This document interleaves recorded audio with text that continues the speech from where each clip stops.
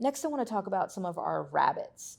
We currently have 5 rabbits on our adoption floor, all females, so it's a sorority back there. And the newest addition to that little group is Julia. She's our 7-year-old American mixed rabbit, and she really stands apart because she's a totally different color. All the rabbits back there are black except for Julia. She's got this great like tan brown color.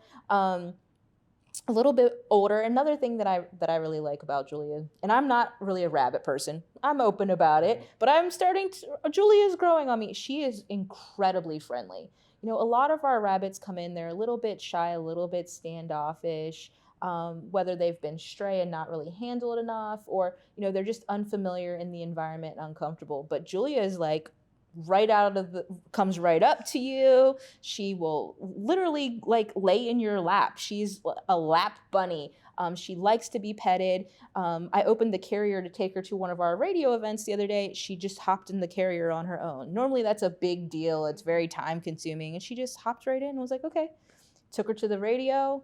She just hung out. She just was happy to be, hopping around, wasn't overly stressed. So she's, again, proper research is required for some of these animals. But if you were looking to get a rabbit as like your first rabbit, I think Julia would be a good one because she is very handleable. We do have a lot of good information from her previous owners about things that she likes, things that she doesn't like, how she was handled.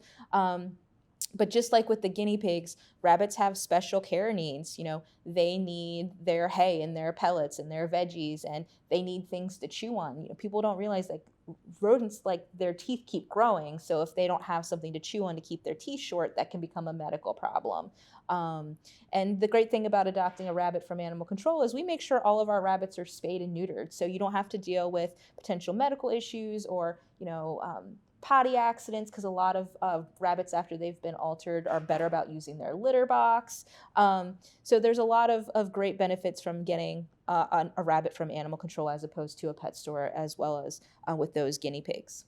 So you had mentioned that Julia's family surrendered her because they couldn't keep her. Why couldn't they keep her? So we talked about this at the radio a little bit. With her family, they were moving to a place that did not allow pets. Some places don't allow pets at all. Some places don't allow certain types of dogs, certain types of cats, or in a lot of places they don't allow rabbits because rabbits chew. And so that can be a safety hazard. So that's one of the things you need to think about if you're making a rabbit part of your family. If they're going to be able to free roam, because some people do that, they let them roam like a cat in their household. You need to make sure you're protecting all of your wires because that could be a fire hazard. And so that's one of the reasons that people are not as inclined to let rabbits live in a rental property. But also they're seen as rodents, especially guinea pigs and hamsters. We don't want infestations and things like that. But definitely taking into consideration that you're going to have to protect your wires in your home. Carpets and things like that, they also like to chew on. So that was unfortunately the reason, but you can definitely tell that she was loved, and now she's ready to be loved by another family. If you think that your family is the right one to give Julia that little retirement home that she needs, then you can go to visitfcac.as.me to book that appointment to meet her.